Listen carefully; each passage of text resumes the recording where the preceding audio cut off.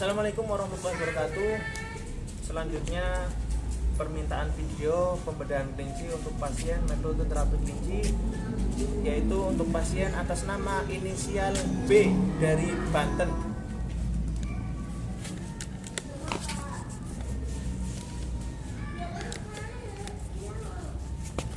Ya, bahwa mengobati penyakit itu bisa dilakukan dengan dua metode atau dua jalan, yaitu pengobatan zahiriyah dan pengobatan batiniah.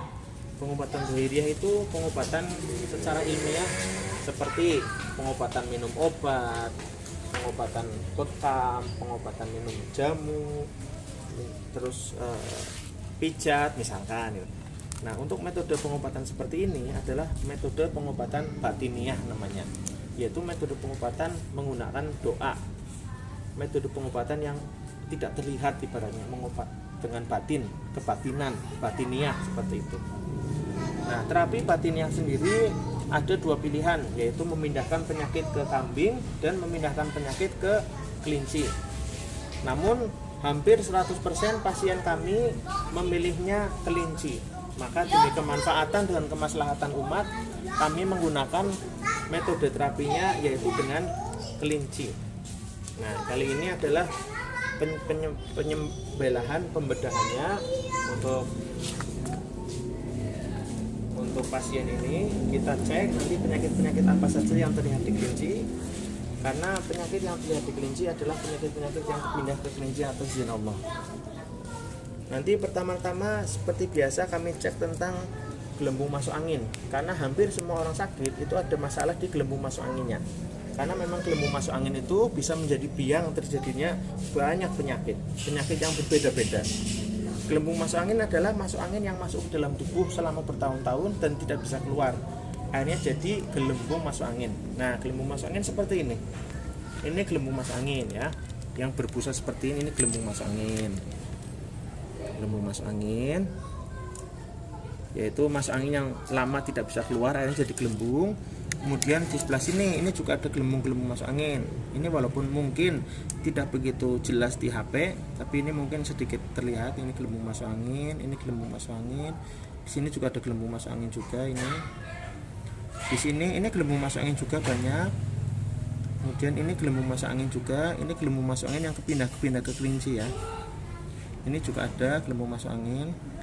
Ini banyak sekali gelembung masuk anginnya. Di bagian belakang sini juga. Ini juga pada merah-merah ini. Bahwa salah satunya gelembung masuk angin itu bisa menyebabkan mengeringnya pelumas pada sendi tulang. Ini sendi-sendi tulangnya jadi kering ini. Ini merah-merah ini kosong-kosong nggak hilang ini. Namun ini mudah-mudahan gelembung masuk anginnya kepindah-pindah ke kelinci. Kerusakan sendi tulangnya juga mudah-mudahan kepindah-pindah ke kelinci. Jadi gelembung masuk angin bisa menyebabkan badannya demam, bisa menyebabkan badan lemas, bisa menyebabkan sistem kekebalan tubuhnya turun.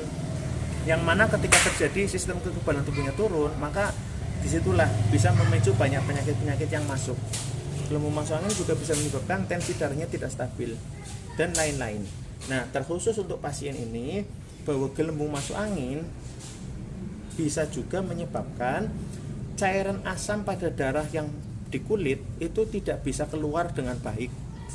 Maka cairan asam pada darah yang tidak bisa keluar dengan baik itu bisa menyebabkan iritasi atau mungkin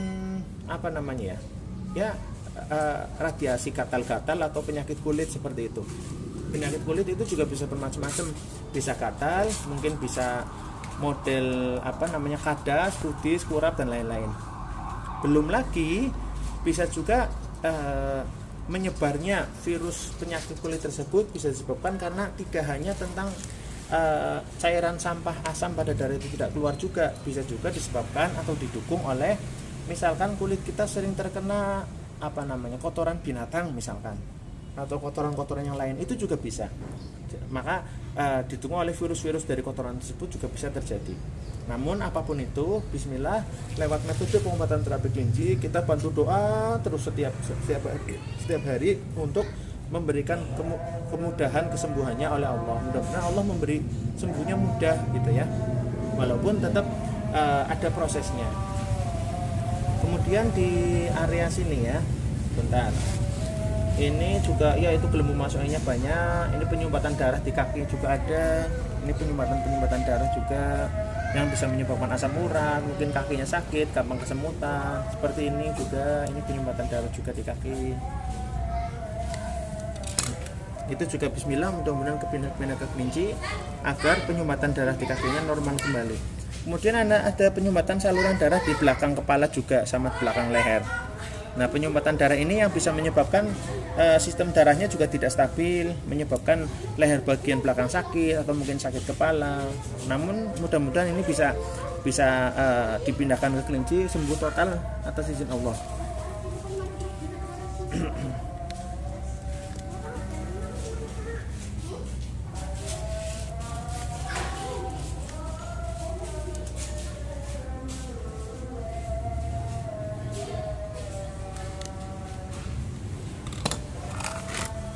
Ini di dalam perut ya, ini cek ada cairan asam lambung tidak. Oh, ini sepertinya ada banyak cairan asam lambung di dalam perut yang netes ini. Nah, itu yang kayak kucur-kucur itu ya, itu cairan asam pada lambung. Kalau ini tentang penyakit perut ya, cairan asam lambung itu bisa menyebabkan sakit perut, mual, kembung, terus ingin muntah gitu kan. Terus cairan asam lambung juga satu saluran dengan cairan asam yang ada di otak. Jadi ketika cairan asam lambungnya naik, cairan asam yang di otak juga bisa naik, yang menyebabkan vertigo, migrain seperti itu. Makanya penderita asam lambung atau emah lama-kelamaan bisa menyebabkan sakit kepala, migrain, vertigo seperti itu.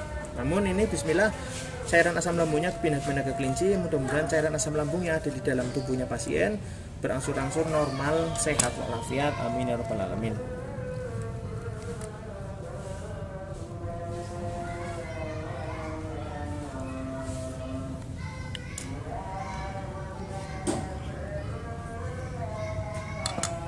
Ini paru-paru ya. Kalau paru-parunya sebetulnya kecil ya, terlalu kecil. Ini layu, ibaratnya paru-parunya layu. Paru-paru layu itu penyebabnya banyak. Bisa karena paru-paru basah, bisa karena memang paru-parunya juga bermasalah. Memang karena ada flagnya juga. Ini ada flagnya, bagian sini ada kayak flag ini. Yang merah ini flag ini. Penyebab paru-paru kotor banyak. Bisa asap, bisa gas, asap rokok, asap kendaraan, asap obat nyamuk dan lain-lain. Ini kayak layu. Ini sebelah sini ada flag lagi. Ini ada dua malah, garis dua ini. Mudah-mudahan ini kepindah ke kelinci sehingga paru-parunya normal kembali, bisa seger kembali. Amin ya rabbal alamin. Kemudian ini jantung. Ini jantung agak keras, tapi tidak yang keras banget ya, agak keras sedikit gitu ya. Biasanya jantung itu mengeras karena detak jantungnya terlalu banyak. Artinya misalkan sehari berdetaknya itu 100.000 kali misalkan. Ini sampai lebih dari 100.000 kali. Mungkin sampai 150.000 kali atau 200.000 kali. Biasanya terjadi karena paru-parunya bermasalah, maka pompa jantungnya juga dia bekerja semakin ekstra sehingga dia jantungnya kecapean sehingga dia agak mengeras. Mudah-mudahan lewat doa terapi kelinci ini jantungnya juga normal kembali, paru-parunya sehat. Amin ya rabbal alamin. Kemudian kita cek organ hati. Organ hati itu adalah pabrik pengelola darah utama pada tubuh. Jadi ketika terjadi kerusakan sistem darah kotor, seperti alergi kulit, alergi apa yang mengacaukan sistem darah, atau mungkin virus-virus apapun yang mengacaukan darah, maka organ hati juga menyebabkan terjadi flek atau kotoran. Ini kotornya banyak sekali ya. Ini nggak tahu di kamera HP terlihat jelas apa tidak. Ini flek-flek kecil-kecil seperti ini. Ini flek kecil-kecil. Ini ada flek kecil putih-putih. Ini bercak-bercak putihnya banyak ini. Bercak-bercak putih, flek-flek itu. Kayak gini, ini banyak ini. Nah, di sini ini juga ada flek juga ini. Ini flek juga, ini flek putih juga. Terus dibalik. Nah, ini juga ada beberapa flek kecil-kecil. Terus dan organ hatinya flek kecilnya banyak, terus organ hatinya sobek-sobek ini. Ini kan sobek-sobek ya. Ini sobek-sobek. Sobek-sobeknya banyak. Kalau ini kan mending nggak sobek-sobek ya gini. Nah, ini mending nggak sobek-sobek banget. Kalau ini sobek-sobeknya banyak. Ini sistem darahnya kacau. Banyak sistem darah yang kotor itu kan. Dan kita ketahui bersama bahwa darah kotor itu menyebabkan banyak penyakit. Salah satunya alergi kulit atau penyakit kulit dan lain-lain. Maka untuk itu mudah-mudahan lewat ikhtiar ini Allah memberikan kemudahan agar sistem darahnya normal dan bersih gitu ya. Sistem darah itu butuhnya tidak hanya normal saja ya, tapi bersih juga. Mudah-mudahan bersih seperti itu. Kemudian ini di area usus, ini usus ada radang ini yang putih-putih. Nah ini radang usus. Ini radang usus seperti ini. Terus ini ada beberapa usus yang mengkerut, usus kepeng ini yang sebelah sini. Nah ini kan beda sama ini, beda. Ini usus yang kurang bagus ini. Ini juga ini di jempol saya ini ada flek juga, ini flek radang. Ini usus yang bagus kayak gini nih. Nah ini nggak bagus, ini kayak ususnya sembelit ini. Ada beberapa bagian usus yang sembelit. Ini tentang pola makan ya, mungkin kurang serat, kurang buah-buahan, kurang tumbuh-tumbuhan misalkan, atau terlalu banyak makan makanan yang garing-garing misalkan, atau mungkin memang yang dimakan itu mengandung zat-zat kimia seperti mecin, atau mungkin apes-apesnya itu formalin lah atau apa itu misalkan itu ya. Kemudian di lambung, ini lambung kurang bagus ini ada merah-merah kayak gini yang bisa menyebabkan peradangan pada lambung. Ini juga ya.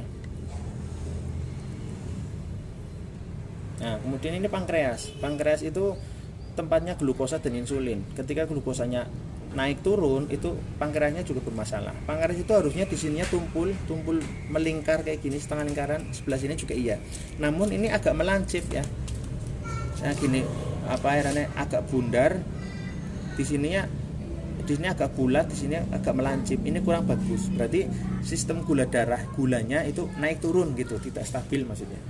Ya ini semua pindah-pindah ke kelinci. Bismillah, mudah-mudahan biar sehat-sehat semuanya. Yang lain insya Allah bagus juga. Jadi penyakit-penyakit yang saya sampaikan ini adalah penyakit-penyakit yang terpindah ke kelinci atas izin Allah. Nanti kita bersama-sama berdoa mudah-mudahan yang pindah ke kelinci ini 100%. Karena apa? Karena kadang satu kali penyembelihan kelinci, satu kali terapi kelinci itu biasanya yang sembuh tidak langsung 100%. Jadi bisa saja satu kali terapi kelinci yang sembuhnya baru 25% atau baru 50%. Itu namanya proses ya. Proses sembuh itu butuh proses. Maka apabila pasien setelah satu kali terapi kelinci ini dirasa belum sembuh secara total, maka silakan disarankan banget agar dilanjut terapi kelinci yang kedua ya, atau terapi kelinci yang selanjutnya, agar penyakitnya semakin tuntas, semakin hilang atas izin Allah. Amin ya rabbal alamin. Dan di sini kami juga akan tentunya senantiasa mendoakan untuk kesembuhan pasien agar bisa sembuh secara mudah, secara cepat, mudah-mudahan atas izin Allah. Amin ya rabbal alamin. Alafu minkum. Wassalamualaikum warahmatullahi wabarakatuh.